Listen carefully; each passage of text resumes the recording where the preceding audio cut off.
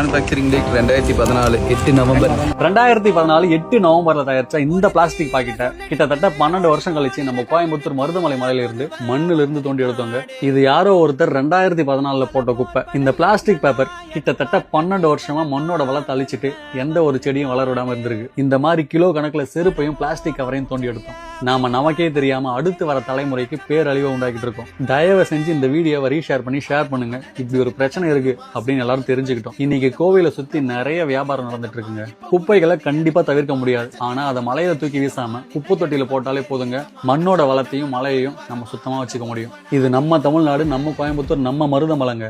நாம தான் சுத்தமா வச்சுக்கணும். கிட்டத்தட்ட 30 பேருக்கு மேல கிளீன் பண்ணி 2 மணி நேரத்துலங்க 10 இருந்து 15 மூட்டைக்கு மேல குப்பைகளை பொறுக்கிருப்போம். இது இப்படியே போச்சுன்னா மருதமலையை சுத்தி நிறைய குப்பைங்க தாங்க இருக்கும். தயவு செஞ்சு அடுத்த முறை கோவில் போனீங்கன்னா குப்பைகளை குப்பை தொட்டியில போடுங்க. மலையை கிளீன் பண்ண நீங்களும் வரணும்னு ஆசைப்பட்டீங்கன்னா கண்டிப்பா வரலாம். வெள்ளையங்கிரி பாதுகாப்பு அமைப்பு இவங்களோட கான்டாக்ட் நம்பர் நான் கீழே கொடுத்துருக்கேன். கால் பண்ணி பேசிட்டு கண்டிப்பா வந்து உங்களால முடிஞ்ச உதவி செய்யுங்க. பேஜை ஃபாலோ பண்ணிக்கோங்க. அடுத்த ஒரு நல்ல வீடியோல சந்திக்கிறேங்க. நன்றி.